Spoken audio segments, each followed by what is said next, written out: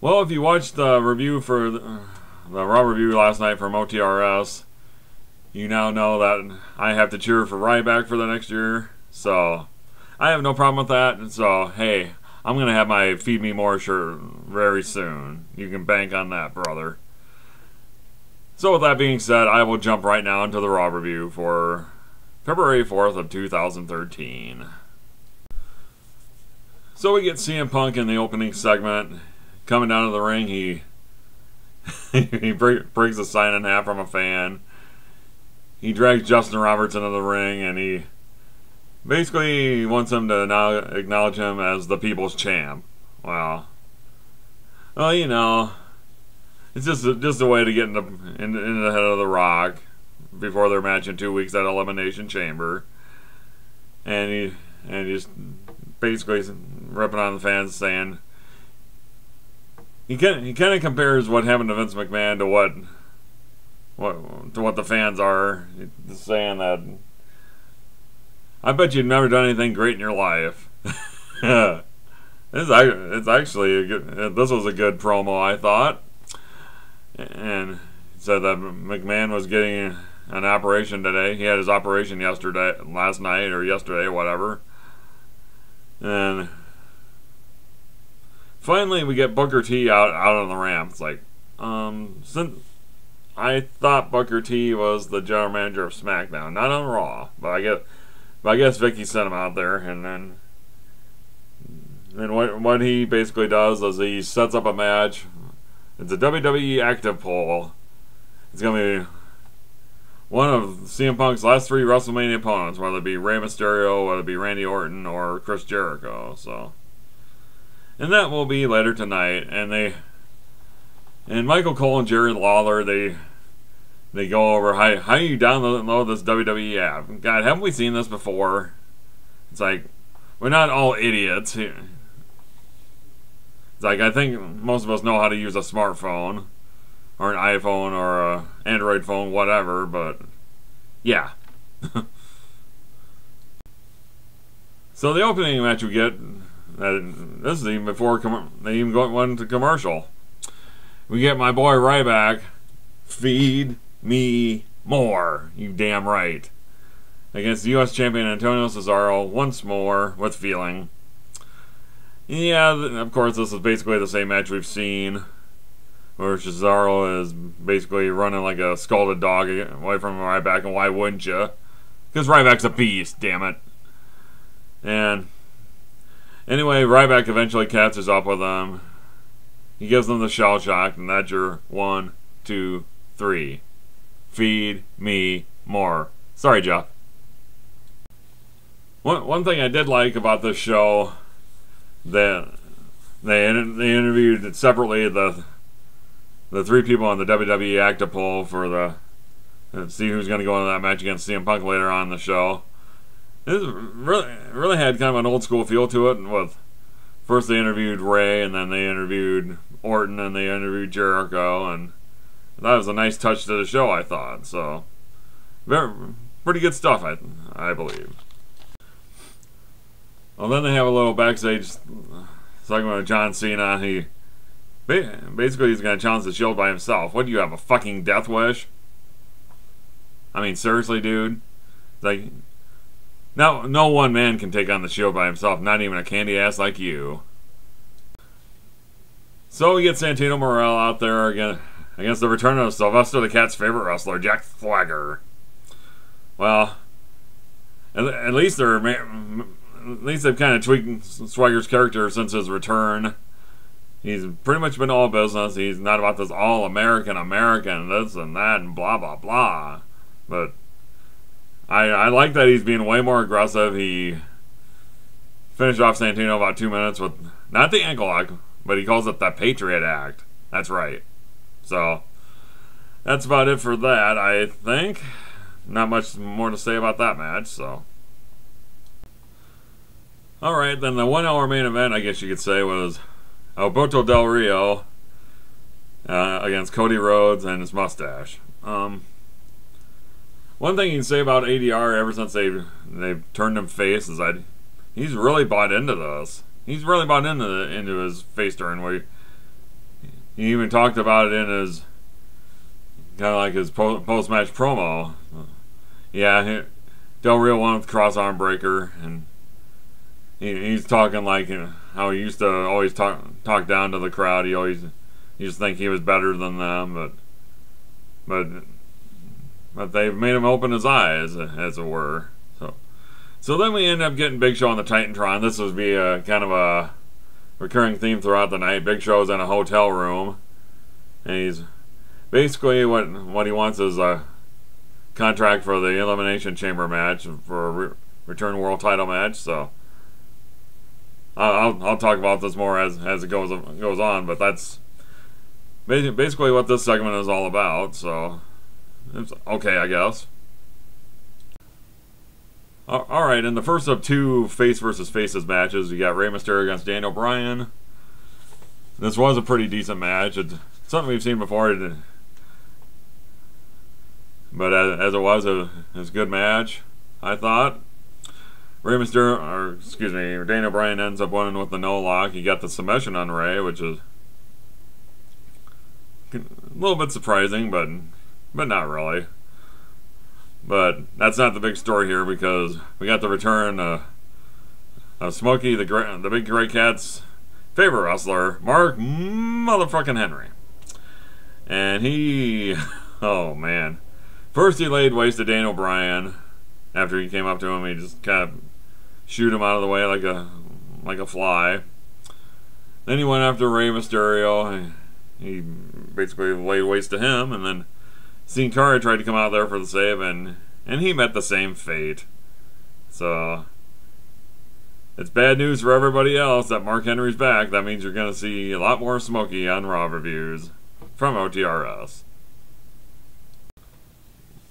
Alright, the next of the two face versus faces matches was Sheamus against Kane. You got the interference by Daniel Bryan, sort of, kinda, where he basically distracted Kane coming up in the apron, and Sheamus nails him with the bro kick and wins the match. They're still teasing a little bit of dissension. They teased dissension, and like after Daniel Bryan's match, saying, "Why didn't you come out there and help me after Mark Henry attacked him?" And it's like, oh, you told me not to. It's like, when do you ever listen to me? But yeah, they're just teasing more dissension between them, and with the breakup of Team Road Scholars, which I didn't address because I didn't do a Raw review last week, but it's like, who's going to take the titles from him now? I would have loved to see the Road Scholars take the straps from them, but hard telling who they're going to put up against them now, unless maybe they have the Shield do it. I don't know, but I guess we'll just have to wait and see. Alright, then we got this Miz TV segment with Paul Heyman coming out there. He doesn't even get the chance to introduce him because he just kind of walks out there, but it's like, oh man. Oh god, this is a boring segment. This was boring. Just like, it's almost like it's a rehashment of what happened last week, sort of. Miz just asking him if he's with the Shield, if he's got any alignment with the Shield and this and that, you know. Then Vicky comes out there and she's basically crying crocodile tears because of Vince McMahon's injury. And then finally we get Brock Lesnar coming out there after Miz is just basically saying that Vicky and Paul are a couple of bottom feeders and this and that, you know. And it's just like,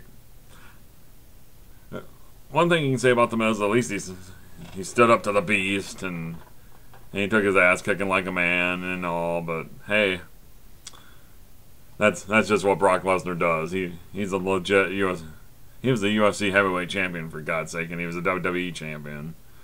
So this guy is a legit ass kicker, so it'll be interesting to see what happens from there, or if we're gonna see Brock Lesnar against the Game one more time.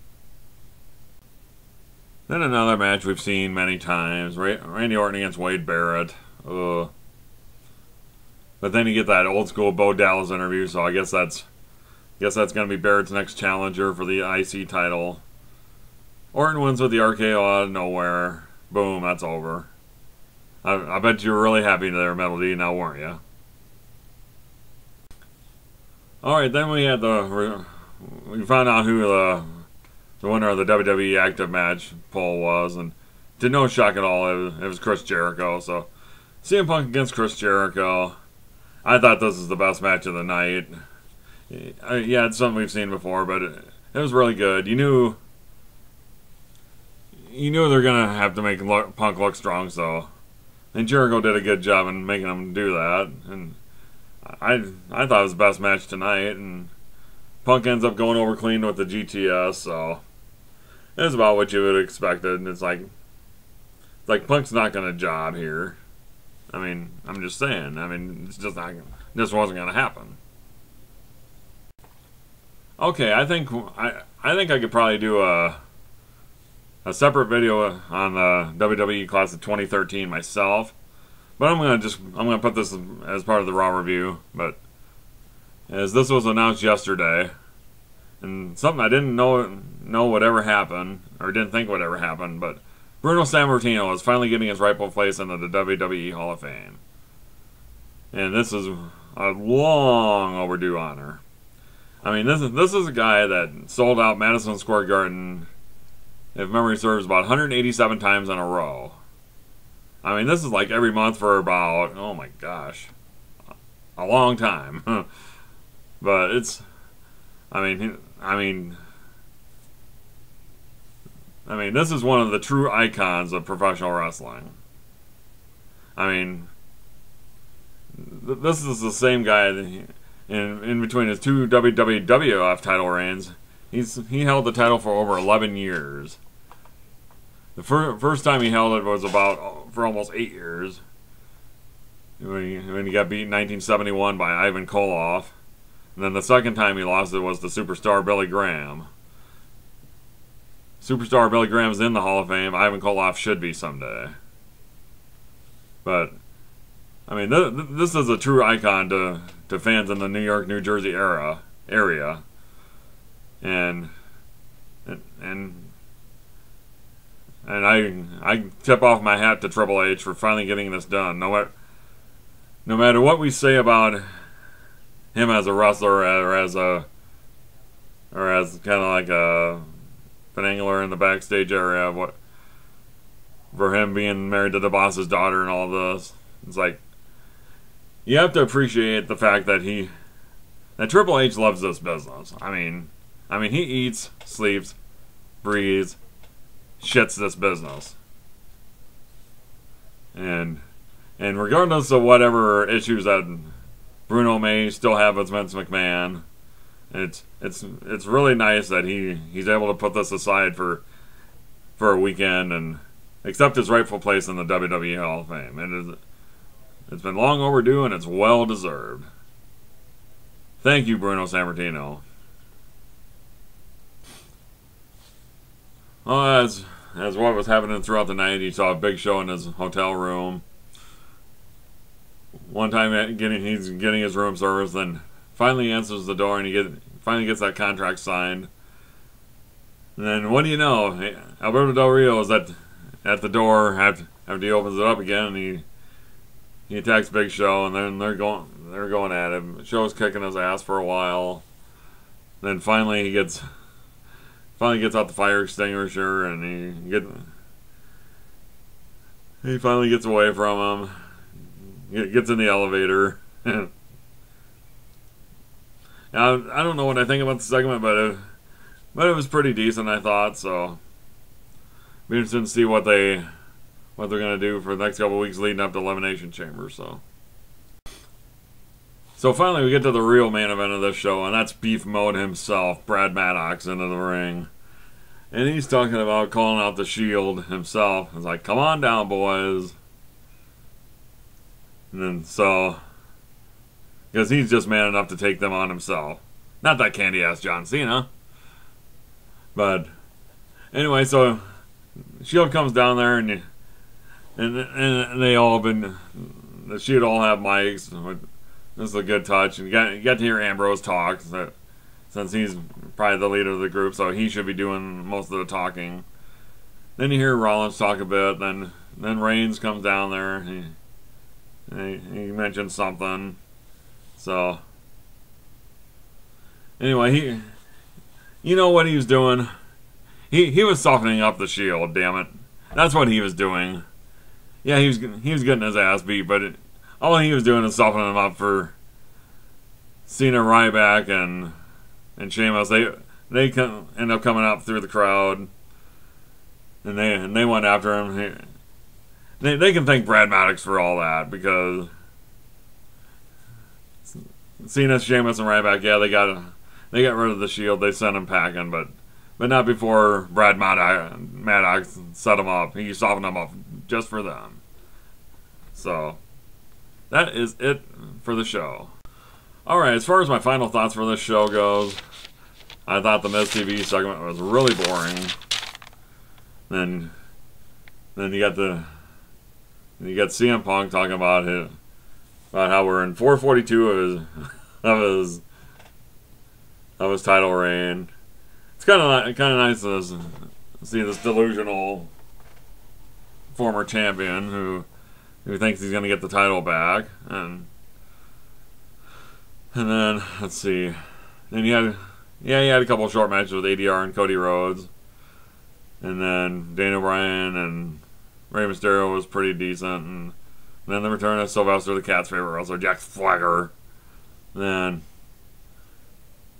the Punk Jericho match was good. That was the best match on the card tonight. And yeah, you had too much filler stuff in this show. It's like they had too much. I mean, granted, they had too many interviews, and like it was just like they showed too many clips from last week's show. It's like, it's like I wasn't getting all that stuff, but then with the final segment of Brad Maddox setting up the Shield for Cena, Ryback, and Sheamus. Maybe they're gonna have maybe it'll be a 6-man match at Elimination Chamber. I don't know, but be interested to see what happens there. So anyway, I am Marvelous Mark signing off for now, and I will talk to you later.